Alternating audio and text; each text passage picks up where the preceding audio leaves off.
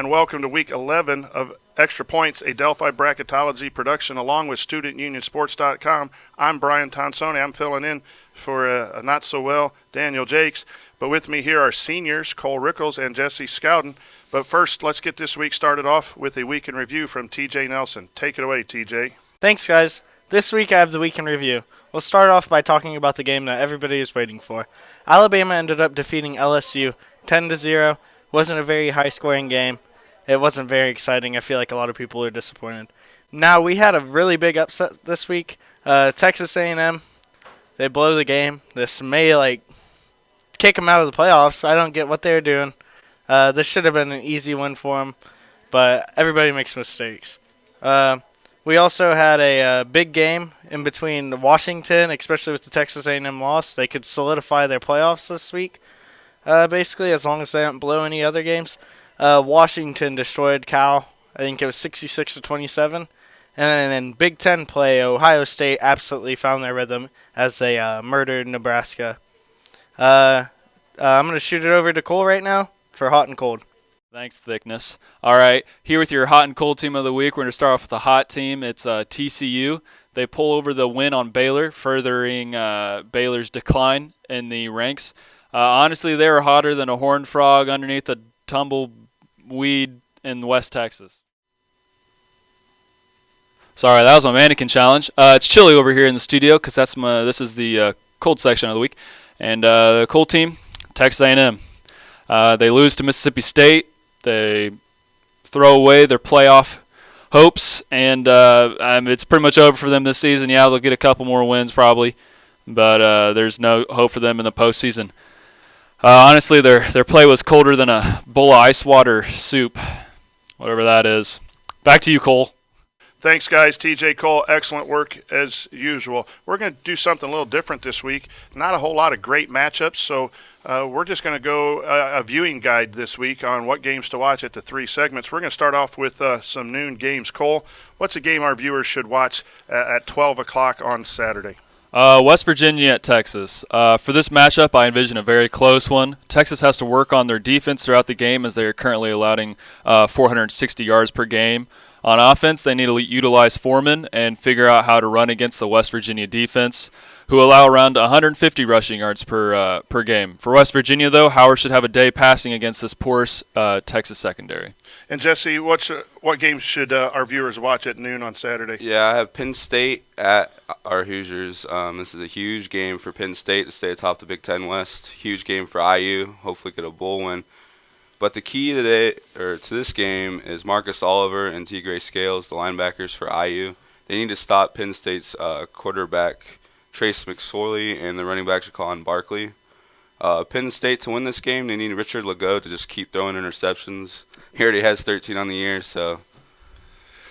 A couple good games to watch. You got West Virginia and Penn State, really quality teams against a couple teams in Texas and IU fighting for a chance to make it to a bowl. I'm going to send you to Baylor at Oklahoma. Baylor recently lost, was in discussion for the championship. Oklahoma has two losses to two good teams. Houston's kind of fallen by the wayside lately, but Oklahoma has bounced back on the hands of Baker Mayfield, and he's just a talent to watch. So those are three games here at noon that we think you should check out if you're watching college football on Saturday. Now we're going to have Jesse talk to you about an interesting fact. What do you have, Jesse? Thanks, Tonsoni. Today's interesting fact comes from the SEC and Big Ten, where the SEC's top 7 teams have combined to go 33-29, while the Big Ten has gone 60-13. Has the tide finally turned? I don't know, but I think it has. Back to you guys in the studio. Thanks, Jesse. We're Big Ten fans here. We think they're a solid football league. Let's go over our 3:30 matchups.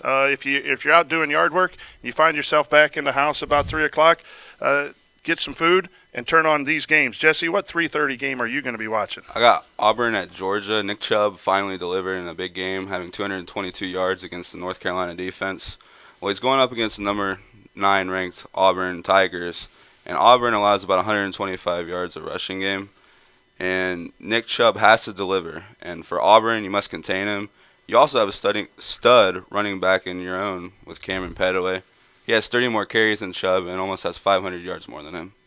Cole, a 3:30 game to watch. I'm looking at Pittsburgh versus Clemson.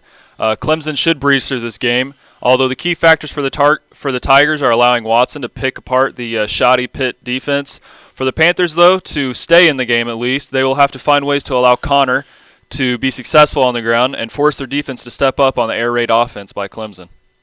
Yeah, again, a couple of teams, Auburn and Clemson, who are fighting for a chance to get into the championship. We'll discuss that later. Another team that you should watch at 3:30 is Ohio State at Maryland. Ohio State on the outside trying to maybe run up the score against a Maryland team that's been struggling here lately. Ohio State is a talented team, but they've got to show the bowl committee that they're worthy of jumping into that top four. And as we talk about the bowl championship, I'm going to take it away here. We had the first poll come out. Texas A&M was in the Final Four, and they lose.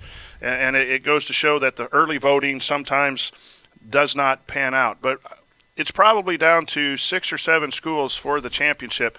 You have to tip your hat to a Washington team who's undefeated, along with Alabama and Clemson. Those 3 teams are undefeated, and Michigan. So you would think that's the 4 teams. But I'm telling you, Ohio State's going to have something to say about it. I think Louisville has a chance to sneak in depending on some things. Washington's going to have to win out. But right now we think it's Alabama, Michigan, Clemson, and Washington, with Ohio State really on the verge at number 5, Louisville number 6, and maybe a team like Auburn or Wisconsin. I don't see those 2 sneaking in, but those are the only 2 left. Texas A&M has fallen out. So that's a quick commentary on our bowl championship. Let's go to our night games, fellas. 7 o'clock to 8 o'clock games that, you come back after a day of apple picking at the orchard and you want to watch some college football. What do you sit down to watch here, Cole?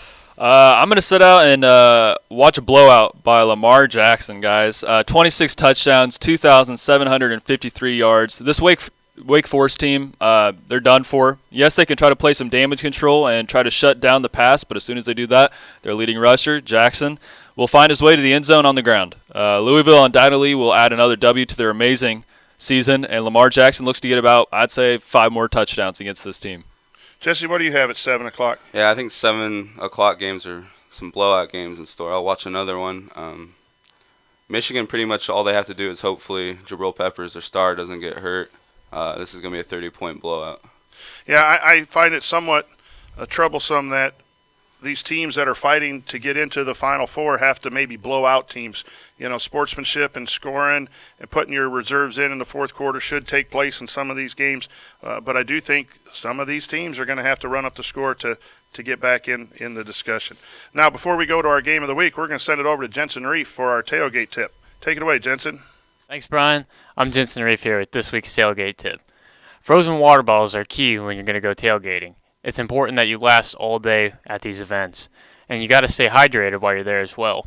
Not only do the water bottles serve as a drinking purpose, but if you keep them under your foods as they're frozen, they can serve as ice as well. This has been this week's tailgate tip. Back to you guys in the studio.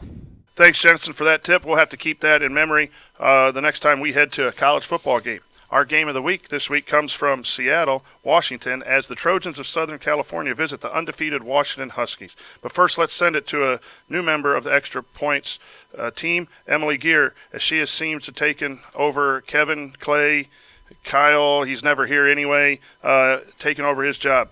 Emily, what do you have for us? Thanks, guys. I'm Emily Gear coming to you from Seattle, Washington, where the Southern California Trojans will be playing the 5th-ranked Washington Huskies this Saturday. This game has huge significance in the college football playoff rankings. Washington, led by quarterback Jake Browning, are currently ranked 4th. They're looking to remain unbeaten this season. The Huskies are ranked 2nd in the country in scoring 48.3 points per game, while only giving up 17. Their balanced passing and rushing attacks will be the key to victory.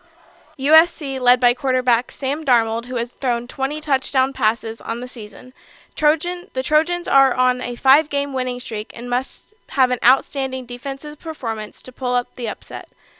This is a must-win for Washington. And in talking to Jake at practice, he's primed and ready to make this happen. My observation is that Jake will get it done, and also he's kind of cute. Back to you guys in the studio. Thanks for that report, Emily. We're glad to have you on the show. Washington is an undefeated Pac-12 team. They didn't get a lot of love from the committee in the Week 1 voting because of their strength of schedule. I think they're going to have to win out, this is a game against a decent USC team that they have a chance to show the committee members what they have. Jesse, tell us a little bit about Washington. Yeah, I think this is going to be a blowout by the second half. Jake Browning's just way too much with over 31 TDs, 3,000 passing yards, and only 3 INTs. Look for his favorite target, John Ross, to have a field day with already 750 yards and 14 TDs. Expect a huge performance from him. And Jake Browning and Washington, we don't see a lot of those West Coast teams, but I think he's a quality Heisman candidate. Cole, tell us a little bit about Southern Cal and their chance to upset Washington. I wouldn't say this one's going to be a blowout. As USC strives to climb back to the top of the Pac-12 South, they face their toughest opponent since their season opener against Bama. Expect a big performance from their top player, Juju Smith-Schuster, who will be the game changer here. As he faces one of the best secondaries in the league, his abilities will be tested like never before. He's been quiet in the last 2 games against two teams that ended up being lopsided victories. He currently brags 641 yards, 48 receptions, and 8 touchdowns. USC is coming off a 5-game winning streak. I would not be so fast to discount this team too quick.